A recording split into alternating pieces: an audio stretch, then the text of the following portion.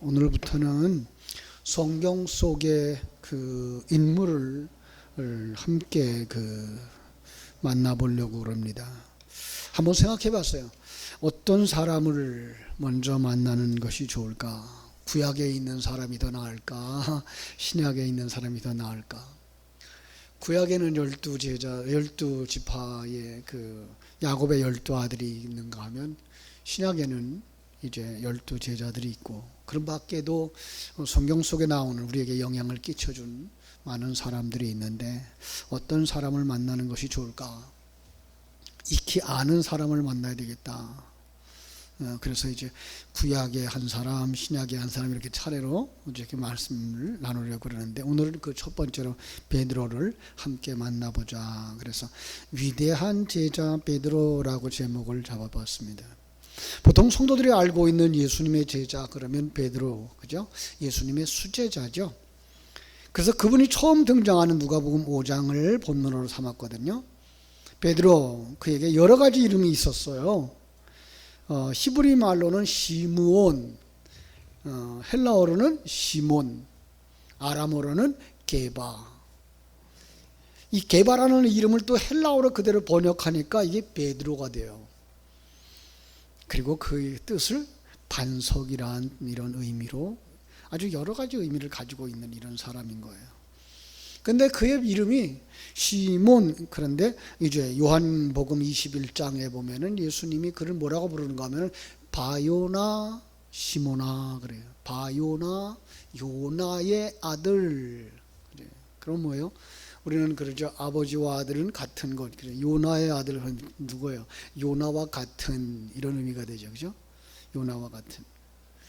그래서 베드로 속에서는 이렇게 다양한 의미가 주어져 있고, 신앙생활의 출발에서부터 그 신앙생활의 완숙함까지가 성경에 들어가 있어서 이것을 정말 깊이 묵상하고 다 얘기하려고 그러면 한이 없겠다. 그래서 오늘은 몇 달랑만 이렇게 만나서 같이 살펴보려고 그러는 겁니다. 그 사람은 굉장히 부자였어요. 베드로는요. 좋은 가문에서 태어났고요. 그죠? 좋은 배경을 가지고 부유하게 살았어요. 자, 그런데 그의 이름의 뜻이 뭔가 하면 들음이에요. 응답하심이에요. 이 시몬이라는 뜻 자체가 들음이에요. 응답하심이에요. 그럴 때 우리는 굉장히 재미있는 의미를 거기서 찾아낼 수 있죠. 믿음은 어디서 와요? 믿음은 들음에서 난다. 그렇죠? 그런데 그 믿음으로 멀미해요? 믿음으로 말미암아 거듭난다. 그렇죠? 그래서 주님의 그 한 말씀이 생각나죠. 요한복음에서 사람이 거듭나지 아니하면 하나님의 나라를 볼 수 없느니라 하는 말씀이 생각나서, 베드로도 거듭나지 않으면 그 삶이 부유하고 또 다복한 가정 속에서 잘 살고 있었을지라도 아무 가치가 없었겠구나. 근데 그가 이제 예수님을 만나고 그 예수 안에서 어떻게 성장하며 그리고 어떻게 거듭나는가를 오늘 한번 살펴보려고 그러는 거예요. 그 집안은 원래 벳세다 출신이었다 그래요. 요한복음 1장 44절에 보니까. 그런데 예수님의 그 선교 활동 기간 중에는요, 갈릴리 호수 서북 쪽에 있는 가버나움에서 살았어요. 그곳에서 동생 안드레와 또 세베대의 동아들인 야고보와 요한과 함께 어부 생활을 하고 있었던 걸 오늘 본문에서 볼 수가 있죠. 그런데 그 고기잡이 하는 전문가가 됐죠. 아버지도 배가 있어요. 아버지의 배를 가지고 있는 사람.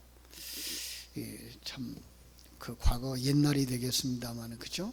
옛날 사람들 가운데 배를 가지고 있는 사람은 굉장히 잘 사는 사람이죠. 제가 살던 강화도에서도 섬동네에 살다 보니까 거기 선주, 배주인이죠.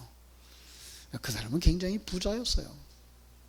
선원들은요, 그냥 가서 참가해가지고 고기잡이를 얼만큼 하면 그 고기잡이 한 것 가운데에서 몇 퍼센트는 선주에게 주고 그 나머지 가지고 거기에 선원들 숫자만큼 나누어서 이렇게 분배를 하더라고요. 그런 면에서 볼 때 이 손주는 굉장히 부유한 집이었는데 손주만 된 게 아니라 거기에 이 베드로는 바로 자기도 동참해서 고기잡이하는 사람이었으니까 경제적으로 아주 부유한 사람이었던 걸 알 수가 있습니다.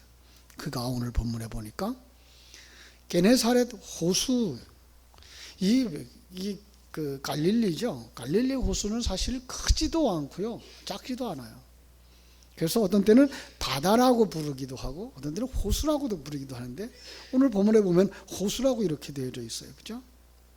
거기 고기잡이 하고 있는데 그날따라 고기를 잡질 못했나 봐요.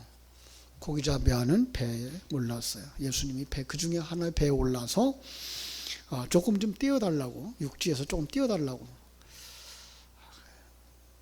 지금도 거기 성지에 가면은 이제 그러한 교회가 있고 거기서 예수님이 강론을 했을 거다라고 하는 지역이 있는데 어떻게 예수님은 그렇게 하셨을지 모르겠어요.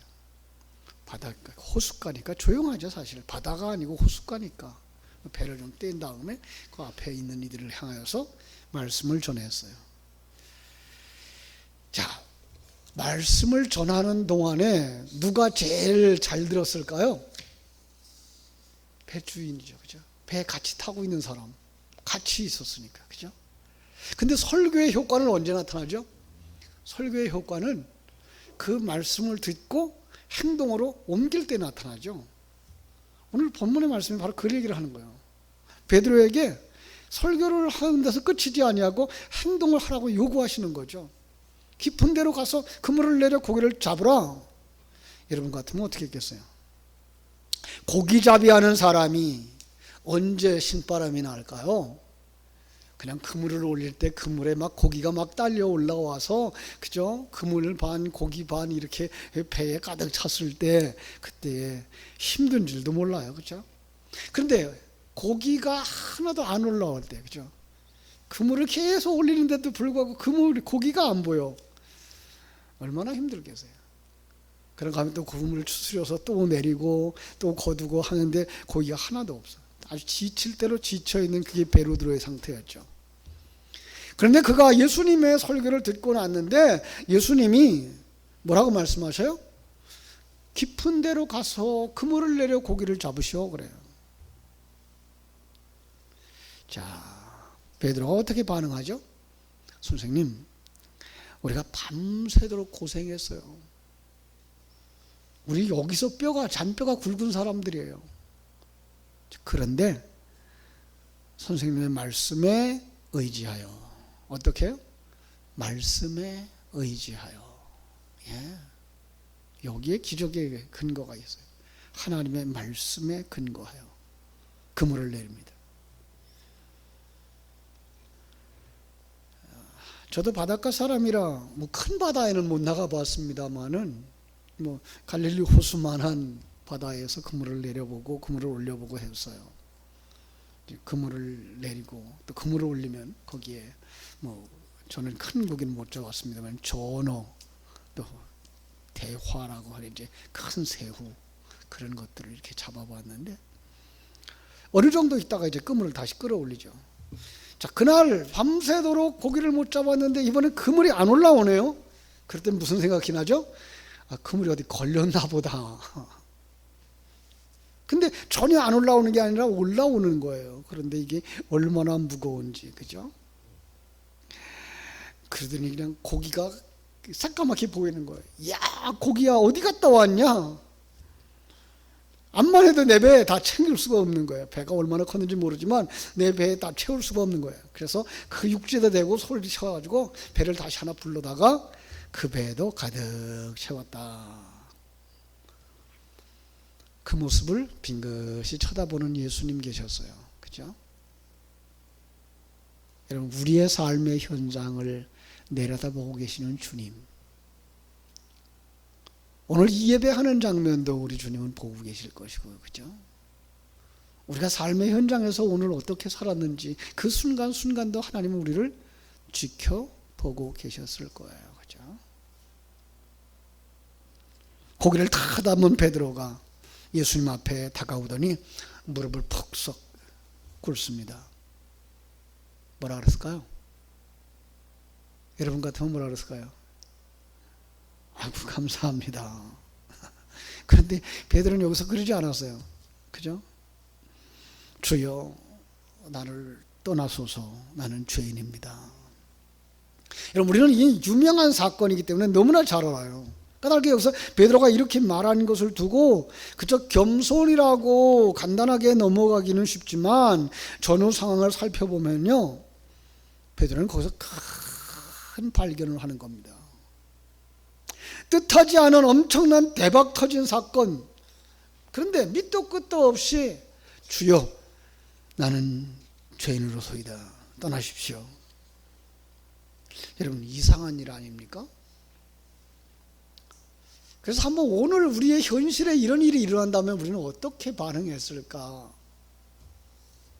어제도 우리 강전도사님 댁에 방문할 일이 있어서 신방 겸해서 한번 갔는데, 가면서 그냥 갈 수가 없어서 이제 그 과일 가게 가서 귤을 한 2박스 이렇게 사가지고 갔어요. 애들이 워낙 많은 집이니까.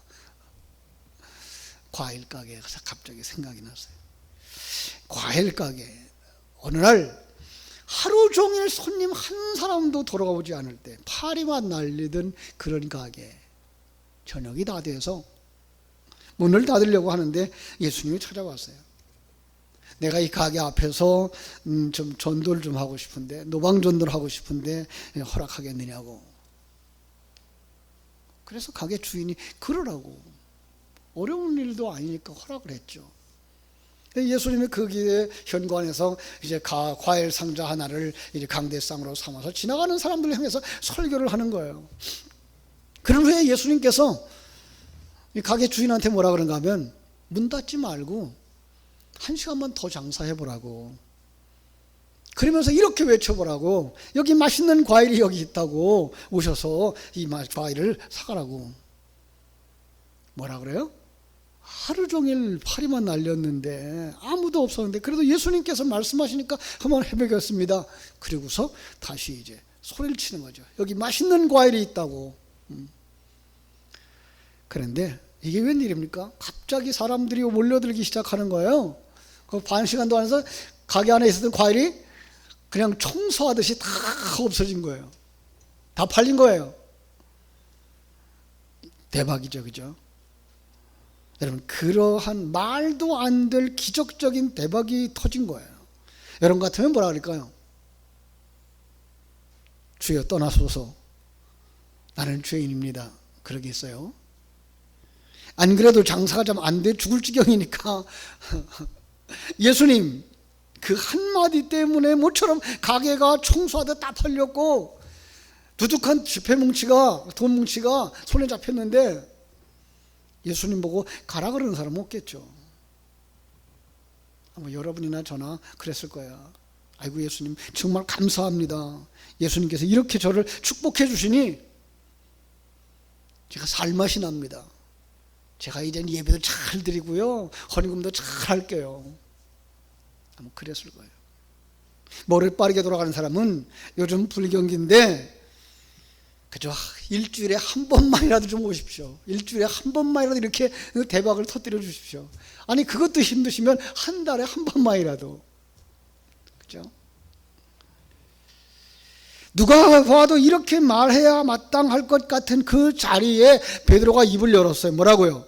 주여 나를 떠나소서 나는 죄 이름으로소이다. 도대체 왜 이런 일이 베드로의 심령 속에 일어날까요?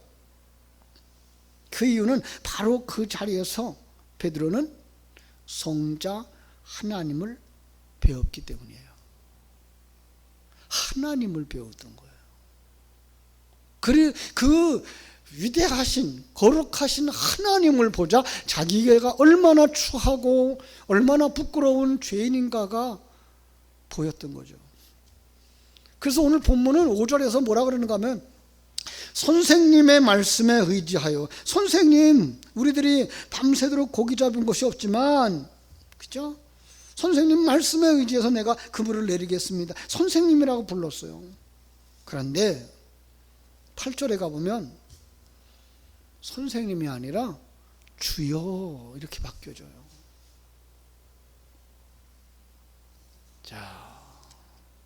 지금 예수님을 하나의 그 교훈이나 해주고 또 이렇게 인생의 문제나 해결해주는 이런 선생님이 아니라 나의 구세주 되신다는 사실을 발견한 거죠.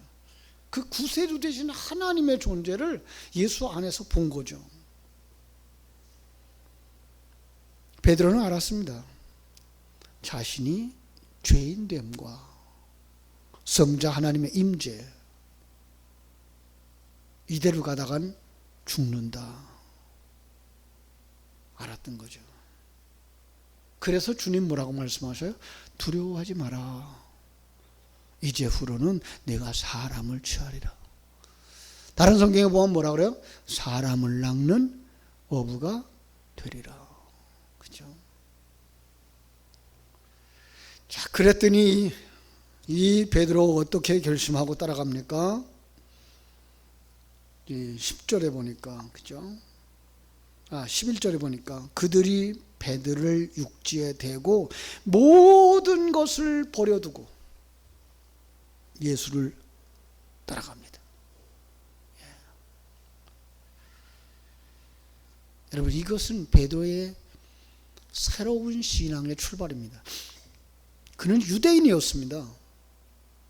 그런데 지금 유대인에게 종교를 넘어서서 예수 안에 있는 기독교 복음으로 넘어오고 기독교 신앙으로 넘어오는 새 출발을 하는 겁니다.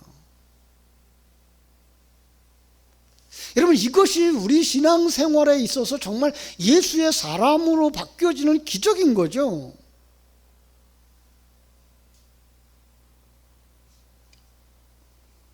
여러분, 오늘 우리들에게 이런 기적이 있나요? 그렇죠? 아마 우리들의 신앙생활에서 어느 한순간 이런 변화를 경험한 사람들이 있을 거예요. 그래서 여기까지 지금 신앙생활을 하러 나오신지도 몰라요. 그렇죠? 여러분, 그 신앙 잃어버리면 안 돼요. 에베소 교회 성도들을 향하여서 주님께서 뭐라고 말씀하셔요? 처음 사랑을 회복하라 그러죠. 처음 사랑을 잃어버리지 말라고 말씀하시죠. 그 처음의 신앙, 그 하나님 만났던 그 신앙, 베드로가 봤던 그 주님 잃어버리면 안 돼요. 그런데 세상 살다 보면 그게 또 그래요. 우리는 세상 보이는 것이 눈앞에 있잖아요. 베드로도 역시 마찬가지예요. 아니, 예수님을 따라다니고 있는데도 불구하고 예수님 속에서 성자 하나님을 배웠던 그 얼굴은 보이지 않고 유대인의 메시아가 보이는 거예요. 유대인의 메시아. 그러면 뭐가 돼요? 이 나라의 임금이 되실 분. 그래서 그들의 마음속에는 이분이 임금 되면 우리는 한 자리 차지해야지. 그것도 내가 열심히 있는 사람이니까 높은 자리 차지할 수 있겠지 라는 생각을 가지고 가는 거죠. 여러분, 그 경험을 어디서 하는지 아세요? 마태복음 14장에 가보면요, 예수님께서 제자들에게 밤에 배 타고 건너가라 그래요. 이 호수를. 근데 배 타고 건너가는데 풍랑이 이는 거예요. 바람이 불더니 풍랑이 일어서 막 배에 들이차는 거죠. 물을 퍼내느라고, 그죠? 정신없던 그 순간에 다가오시는 예수님을 보는 거예요. 물 위로 걸어오시는 예수님. 정신이 멍한 거죠. 성경에서 뭐라 그랬어요? 유령인가 하여. 그런데 예수님인 걸 발견하고 뭐라 그래요? 주여, 당신이거든. 나도 예수 당신처럼 좀 무리를 걷게 해주세요. 누구처럼 되고 싶은 거예요? 예수처럼 되고 싶은 거예요. 예수님이 허락하시죠. 무리로 걸어오라. 그래서 베드로가 예수님을 바라보고 물 위에 서는 순간 빠졌을까요? 섰을까요? 물 위에 서버린 거예요. 기적 같은 일이 일어난 거죠. 그 속에는 깊은 진리가 담겨져 있죠. 세상이라고 하는 사상, 세상이라고 하는 물결, 세상이라고 하는 가치관을 딛고 서는 인생, 주님이시고 그것을 바라보고 그 주님을 바라보고 나아갈 때 성도들도 뭐예요? 세상의 가치관, 세상 풍속을 딛고 일어설 수 있는 사람이라는 거죠. 그런데 바람이 불자 무슨 생각이 나요? 여기서 빠지면 어떡하지? 하고 다시 바다를 쳐다보는 순간 베드로는 물에 푹 빠져들어가는 거죠. 여러분, 이게 우리 신앙생활이라고요. 신앙생활하는 기간 동안에, 우리가 하나님 나라 가는 기간 동안에 우리는 누구만 바라봐야 돼요? 예수님만 바라봐야 되는 줄로 믿습니다. 다시 세상을 보고 다시 세상적인 가치관으로 돌아가면 우리는 어떻게 된다고요? 다시 거기 빠져버린다고요. 세상 사람들과 다를 바가 없는 사람이 되는 거예요. 그 사상에 그냥 물들어 버리는 거예요. 베드로가 아주 큰 경험을 했죠. 여러분, 성도들의 신앙생활의 과정 속에는 이런 경험들이 있어요. 성공의 경험, 주님만 바라보고 나가던 그런 기쁨의 경험, 그런가 하면 주님을 멀리 떠나, 그죠? 세상에 빠져버리고 세상에 취해 있던 그런 실패의 경험. 그러면서 우리는 성장하죠. 여기 하나님이 붙들어주지 아니하시면 우리는 그냥 거기에 빠져버리고 말 거예요. 그런데 주님이 달려오셔서 우리를 붙잡으시죠. 그래 다시 회복되어지고 다시 성장으로 가고. 베드로를 이해하는 아주 중요한 사건이 마태복음 16장에 나옵니다.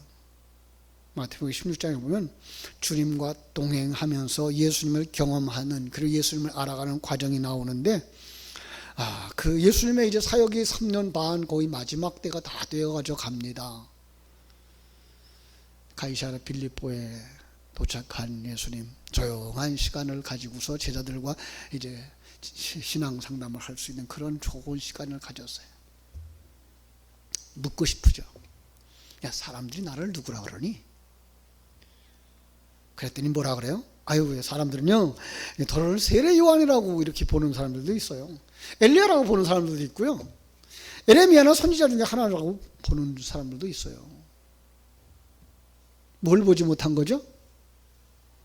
예수를 통하여서 우리에게 계시하고 있는 하나님을 보지 못한 거죠.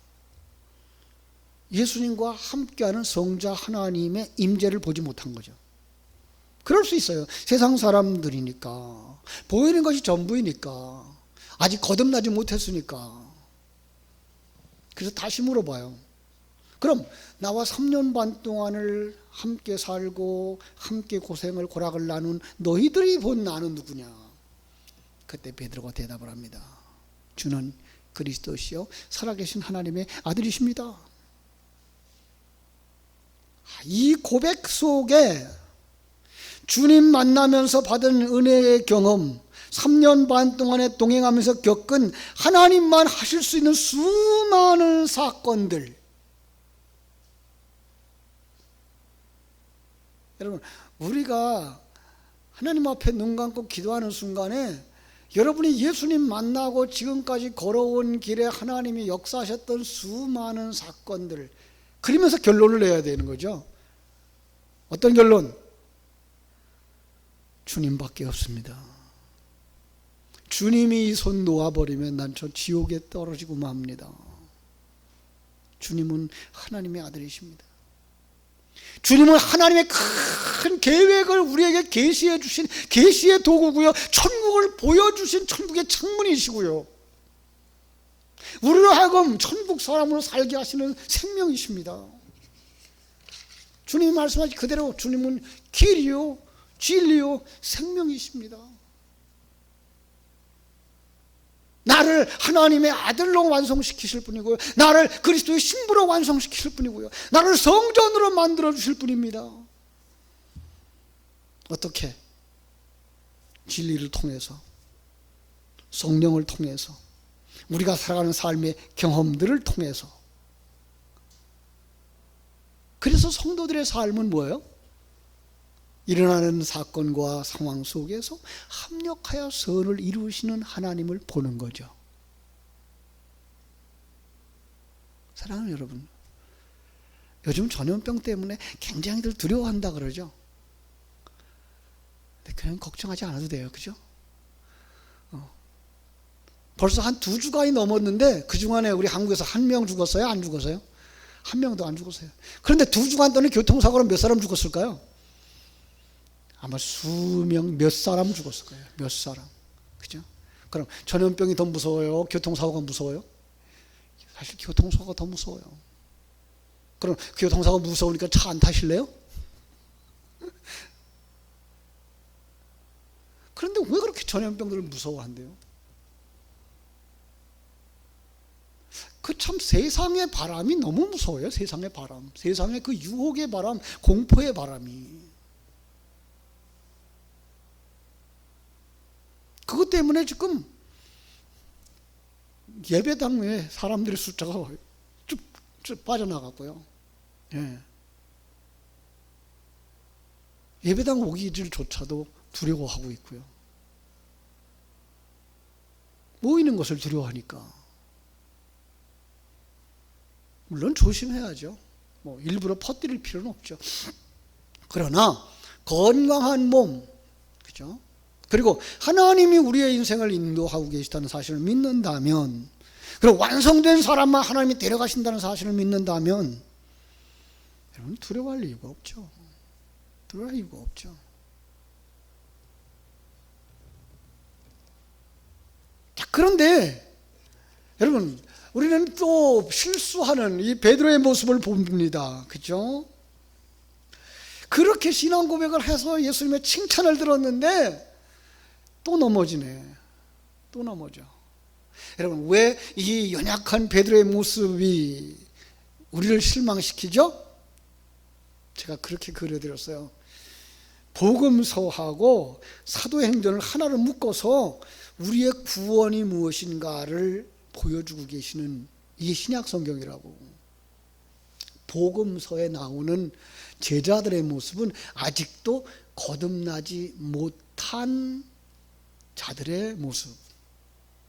사도행전 2장에서 성령을 받은 다음에야 바뀌어지는 거예요. 거듭나야만 바뀌어지는 거예요. 그래서 그 신약성경 앞에 있는 구약과 신약성경의 400년 공백기를 요약한 것이 복음서예요. 그 복음서에는요, 은혜가 없고 성령의 감동이 없고 뒤집어지는 역사가 없었다는 얘기가 아니고 그것을 우리에게 보여주는 그림으로만 성경에 요약한 거예요. 근데 그들은요, 예수님이 곁에 와도 모르더라. 예. 여러분, 거듭나지 않으면 예수님이 옆에 와도 모르는 거예요. 여러분, 신앙은 거듭나셨나요? 자, 나는 거듭났을까? 여러분, 그러면 우리의 삶의 현장 속에서 예수님이 이렇게 다가오시는구나. 예수님이 이렇게도 일하시는구나. 여러분, 보실 수 있어야 돼요.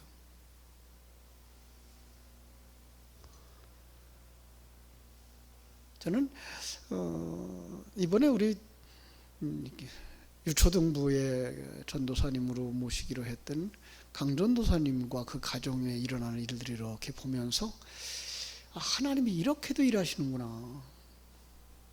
사실 우리 교회 와서 한 번도 설교를 안 했어요. 그죠?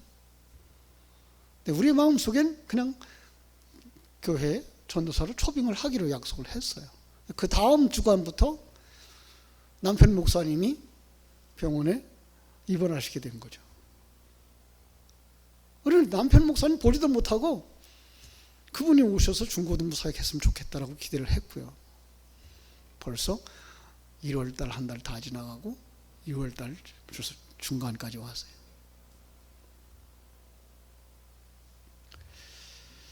간 수치가 한 2000까지 갔었대요. 우리는 2000이 얼마인지 몰라요. 그런데 우리 정상 수치가 30, 40이 정상이래요.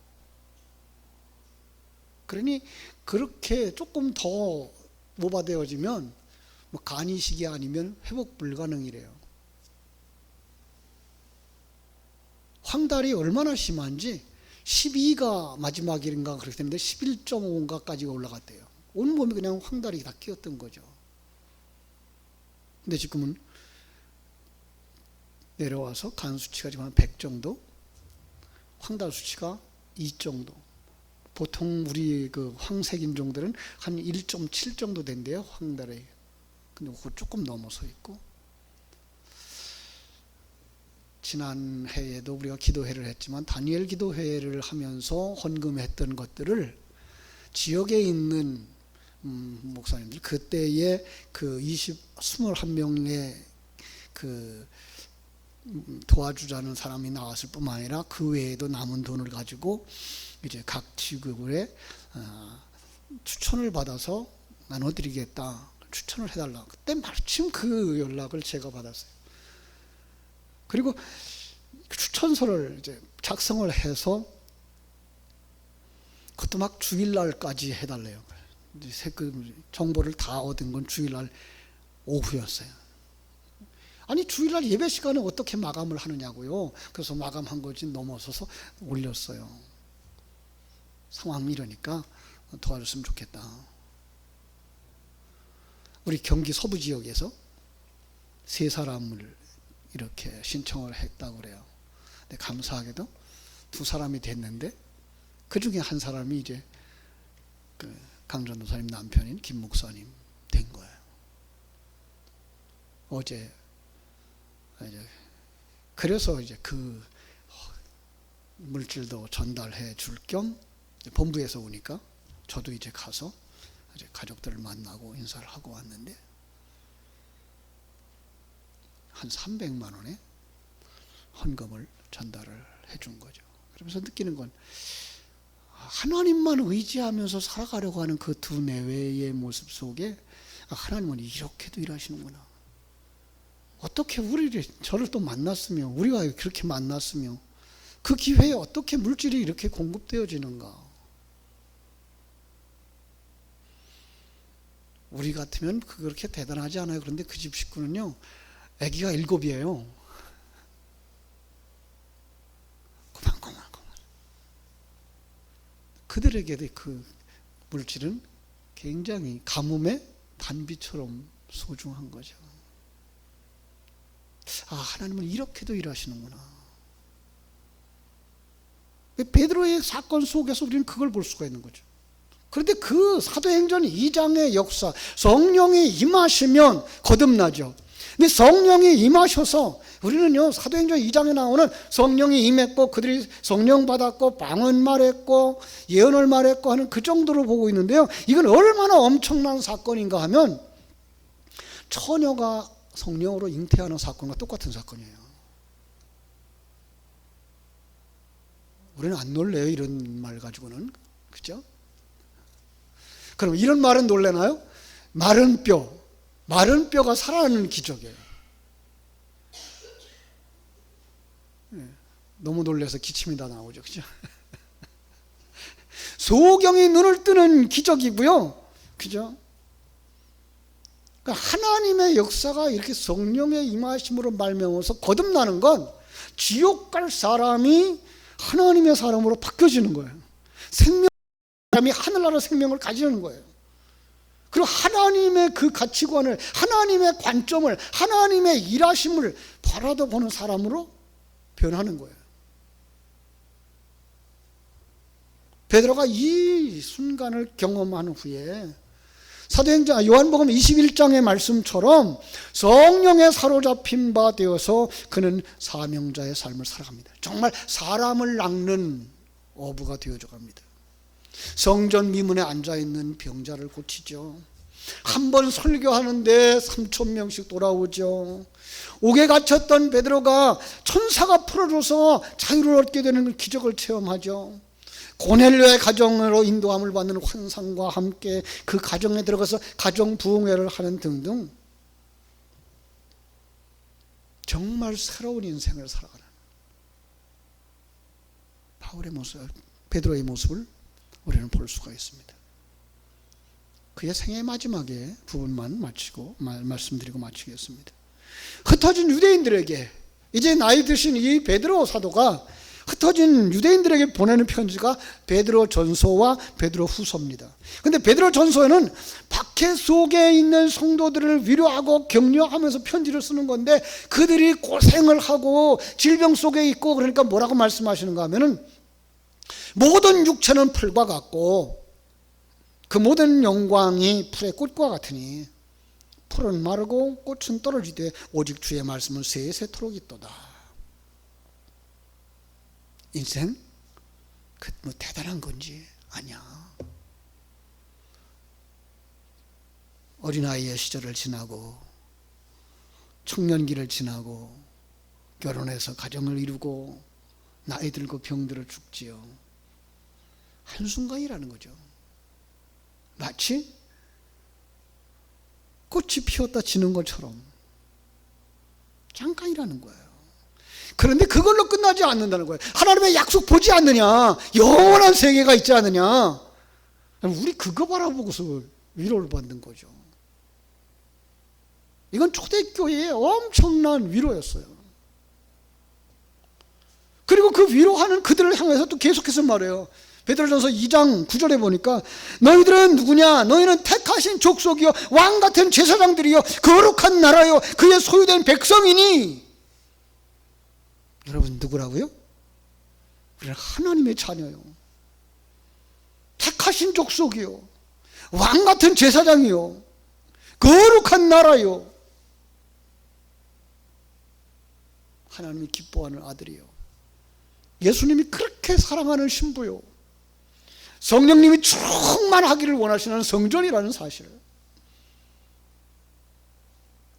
자, 물고기만 잡아먹고 자기 배만 채우던 베드로가 이제 하나님의 사람으로 온전하게 서고 또 다른 사람들을 위로하는 자로 서는 모습을 바라다 보면서 나는 지금 어느 틈에 서 있는가, 나는 지금 어디쯤 서 있는가 한 번쯤 묵상하면서 나도 내 자녀들에게, 내 이웃들에게 선한 영향력을 끼치는 베드로 같은 사람이 되어야 되겠다. 마음에 결심하는 시간 되어지기를 주님의 이름으로 축원합니다. 기도하겠습니다. 아버지 우리 하나님, 크신 은혜